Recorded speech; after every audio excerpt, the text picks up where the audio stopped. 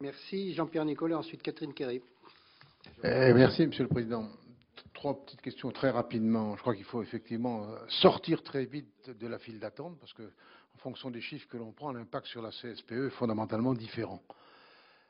La CRE avait émis plusieurs avis concernant le prix d'achat de l'éolien. Je n'ai pas connaissance que la même chose était faite en ce qui concerne le rachat du photovoltaïque. Alors, est-ce que ça a été fait ou est-ce que vous allez le refaire, l'actualiser? Ça me paraît quelque chose d'extrêmement important parce qu'enfin, à quel horizon peut-on concevoir que le photovoltaïque sera, j'allais dire, compétitif? C'est-à-dire que dans combien de temps le consommateur ne va pas abonder ou ne va pas rentabiliser des installations? Moi, je ne sais pas comment expliquer à un consommateur qui peine à payer sa facture d'électricité que sur cette facture d'électricité, il rentabilise un producteur qui se fait quand même une rente assez coquette. Voilà. Et puis, sur l'énergie solaire, les avis peuvent être partagés. Est-ce qu'on doit véritablement l'utiliser à fond sur le photovoltaïque et est-ce qu'elle ne serait pas mieux placée sur le thermique?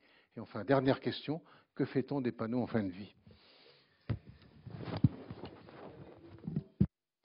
Catherine Quéry.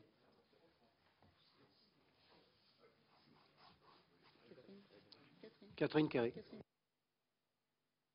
Pensez. Oui. Oui, je pense qu'il sera très intéressant d'écouter les industriels, puisque ce soir, on a vu tous les freins qui pesaient sur le photovoltaïque.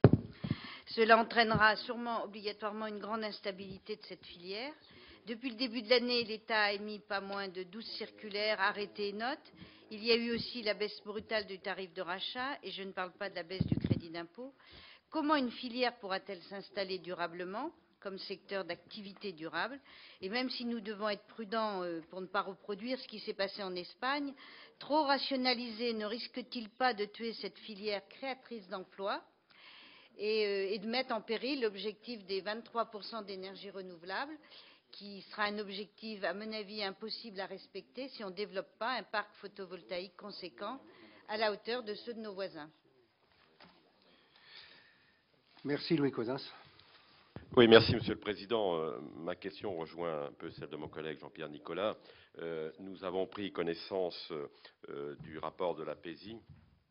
Certes, partiellement, puisque nous venons de l'avoir, il y a des propositions, bien sûr, fort intéressantes.